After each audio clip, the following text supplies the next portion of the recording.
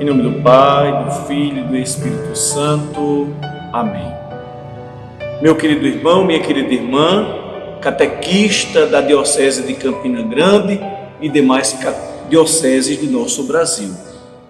Voltamos com mais um vídeo onde nós estamos caminhando no estudo do itinerário catequético Iniciação à Vida Cristã, um processo de inspiração catecumenal produzido pela CNBB para nos orientar na catequese de todo o Brasil. Você se recorda no vídeo anterior, onde nós apresentávamos a própria catequese de Jesus, como Jesus catequizava. Nós vimos, e se recordam bem, que Jesus sobe ao céu, que Jesus dá uma missão aos apóstolos de ir e fazer discípulos para Ele, batizando-os em nome do Pai, do Filho e do Espírito Santo, mas também fazendo-o conhecido por todos aqueles que se tornam cristãos. Afinal de contas, cristão é um seguidor de Cristo.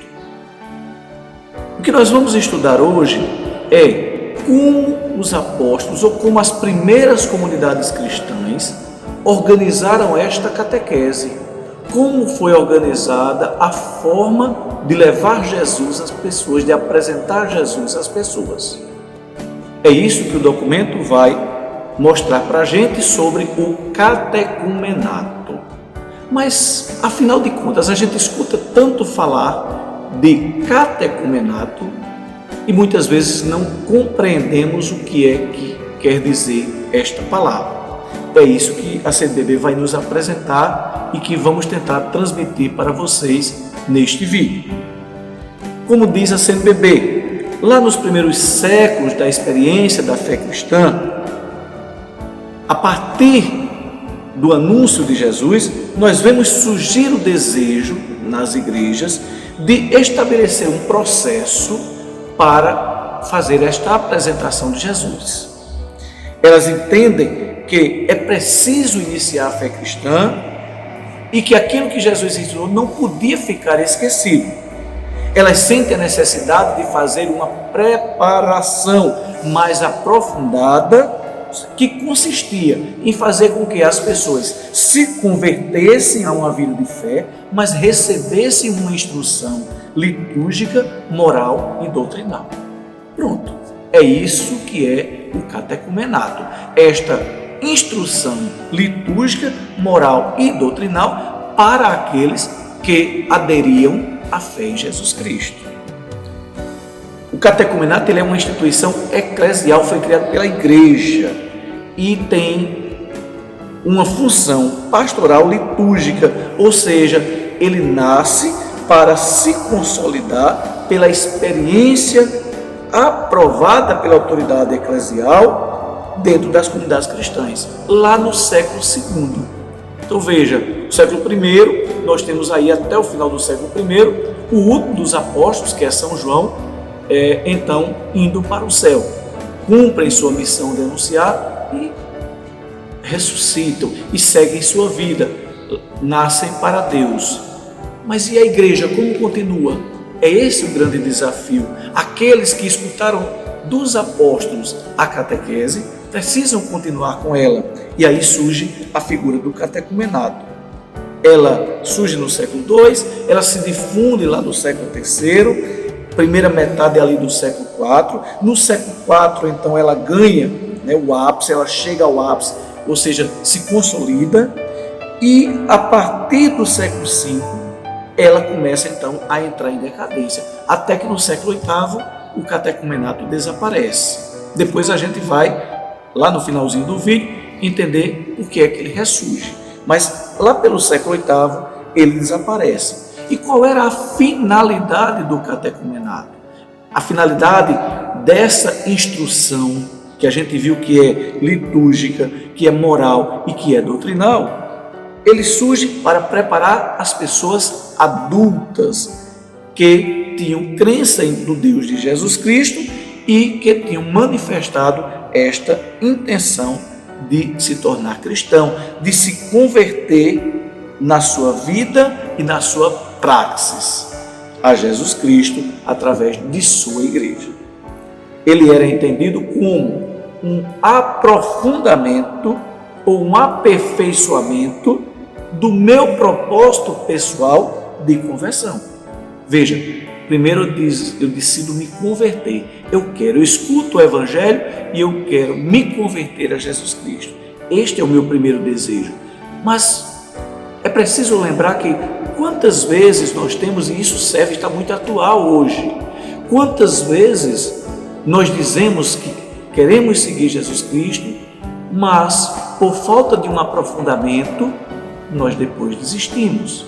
Quantas vezes as nossas crianças, os nossos jovens ou até os nossos adultos, através da preparação para o sacramento, seja do batismo, seja da crisma, ou seja da Eucaristia, eles têm no coração surgindo aquela chama de dizer: quero ser seguidor de Jesus, mas por não ter o aprofundamento necessário, por não conhecer verdadeiramente Jesus, o que acontece depois? Esse fogo apaga. É isso que nós ouvimos falar esses dias, até na parábola da semente. A palavra de Deus cai num terreno e esse terreno não está preparado para produzir frutos. O catecumenato prepara este terreno, que é o coração, para ser seguidor de Jesus, não somente porque recebeu um sacramento, mas pela vida toda, por entender que Jesus é o tudo da nossa vida e que a gente não vive sem Ele em momento algum. Então, o catecumenato tem esta função. E este catecumenato, que começava no anúncio do Evangelho, que depois seguia um longo período de preparação, ele chegava ao ápice, ao cume, ao receber o batismo lá na Vigília Pascal. Mas não parava por aí, porque nós vamos ouvir falar de uma palavrinha chamada mistagogia, as catequeses mistagógicas. E aí nós temos esse período que não era curto, não era de um ano, era de no mínimo 3 anos. Nós vemos as pessoas que nós vamos chamar, aqueles que aderem a este período de preparação, vamos chamar de catecúmenos. Nós vemos estas pessoas serem preparadas para verdadeiramente receber os sacramentos de iniciação à vida cristã e entender aqueles sacramentos que não eram para aquele momento, mas a vida inteira. Por isso nós vamos ver que esse período não pode ser feito de qualquer jeito, ou não era feito de qualquer jeito. Ele era feito em etapas, através de ritos, através de tempos. E aí, cada tempo desse terminava com a celebração, de forma que as pessoas entendiam perfeitamente o significado do que aprenderam, vivendo a partir daí a praxis daquilo que aprenderam. E aí nós temos, após essa preparação, na Vigília Pascal se recebia o banho batismal, ou seja, o batismo. Se recebia a unção pós-batismal, a crisma, o óleo da crisma, e também participava pela primeira vez, não como primeira Eucaristia e única na vida, mas uma primeira de tantas e tantas e tantas que a gente se sente necessitado de participar, participava-se do banquete eucarístico, da ceia eucarística. Por isso, como eu disse, é um processo que tem o início, mas que se prolonga. É uma série estruturada e orgânica de ensinamentos, ou seja, catequeses, mas também de práticas litúrgicas, onde lá a gente vai ver a imposição das mãos, a gente vai ver os exorcismos, a gente vai ver as unções, acompanhado de um sério exercício da vida cristã, de um acompanhamento da vida cristã. E aí, de maneira essencial, a gente vai poder dizer então que este catecumenato, ele tinha 2 etapas. Uma etapa remota, ou seja, uma etapa bem mais longa de preparação, e uma etapa imediata ou próxima, que é uma etapa mais curta. Os que ingressavam lá no início, na etapa remota, como disse, na igreja ocidental, que na nossa igreja se chama catecúmenos, lá na igreja oriental vamos chamar de auditores, eles passavam por uma preparação. Esta preparação durava 3 anos. que é que acontecia nesta preparação? A escuta da palavra de Deus, depois uma educação para o agir cristão e também para a prática de vida de oração e uma prática comunitária. Ao final dessa preparação remota, ou seja, depois de eu ter ouvido o anúncio do Evangelho de Jesus, de ter meditado sobre ele, de ter decidido que queria conhecer melhor Jesus e sua igreja, depois de conhecê-la, o que é que acontecia? O bispo escutava estas pessoas decidiam: eu quero ou não me batizar, eu quero ou não seguir adiante o meu ensinamento. Se queria seguir adiante, o bispo, a partir daí, considerava estas pessoas como eleitos. Se não queria, voltava para se preparar mais e, num outro momento, ser eleito pelo bispo. Depois, o bispo inquiria estas pessoas e estas pessoas, se decidiam que queriam ser batizados, elas iam passar por um longo período de preparação, que nós vamos falar de período próximo ou catequese próxima ou imediata. Estas pessoas então vão se preparar para o grande momento que é receber o sacramento de iniciação à vida cristã.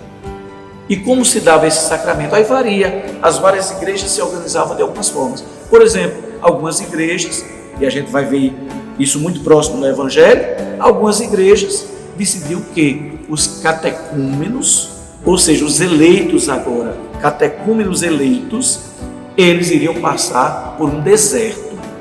Aí a gente vai lembrar de Jesus. O deserto de Jesus durante quantos dias? 40 dias. Então eles iam passar também por um deserto de 40 dias.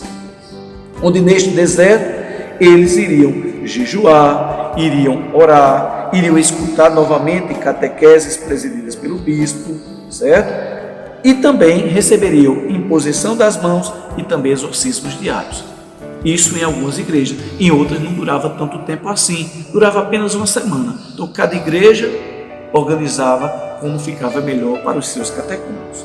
Seguindo-se isso, na sexta-feira da Páscoa, na sexta-feira antes da Páscoa, que a gente chama Sexta-feira Santa, eles jejuavam, depois faziam vigília durante toda a noite do sábado, escutando as leituras bíblicas, como nós escutamos as instruções, e na madrugada do sábado, para o domingo da ressurreição, então eram batizados. Recebiam então o batismo, recebiam o óleo da crisma e recebiam pela primeira vez o corpo e sangue de nosso Senhor Jesus Cristo. Parou? Não parou. E aí vem a grande diferença do que estamos vivendo nestes tempos que a gente vai chamar de restauração do catecumenato ou inspiração catecumenal. Não para com a recepção dos sacramentos, porque não é só uma preparação para o sacramento, mas é uma preparação para a vida. A partir daí, nós vamos mudar o nome desses que estavam em preparação. Lembram? Eles eram catecúmenos. Depois que escolhiam se batizar, que diziam: eu quero me preparar para o grande batismo, então se chamavam agora eleitos.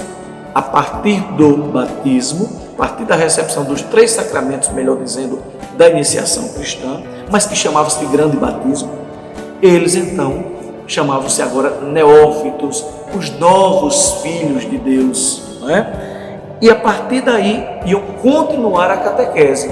Por quanto tempo? Pelo período da Páscoa. Quanto tempo dura o período pascal? 50 dias. Nós lembramos, começa lá no domingo da ressurreição, após o sábado santo, e terminam no domingo de Pentecostes.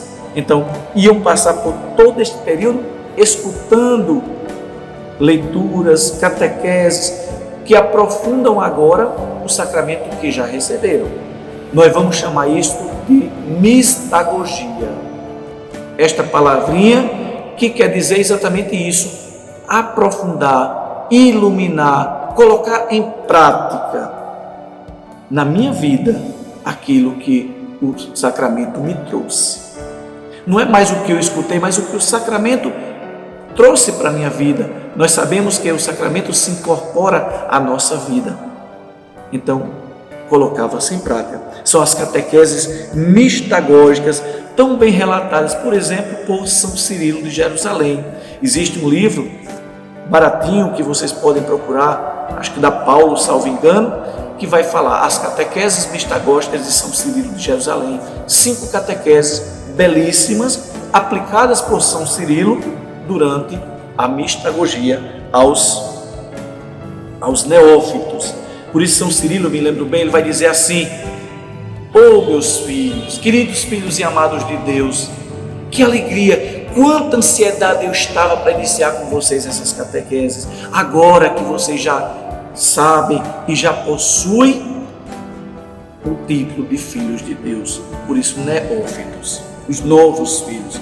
E aí, nessas catequeses, os ritos recebidos eram comentados, eram explicados, eram iluminados. E aí quem recebeu o sacramento já entendia melhor, e a partir disto, os que recebiam, os neófitos, eram convidados a compreender, através de analogias, a profunda interação entre o culto, ou seja, o sacramento recebido, entre aquilo que a gente cultiva na igreja, no dia a dia, e a vida na graça. Isso, meus irmãos e irmãs, vocês vão ver até a metade do século IV, como a gente disse. Então, até essa primeira metade do século IV, nós temos uma pedagogia catecumenal, que recorda que a experiência batismal deve ser pensada em função da fé dos adultos.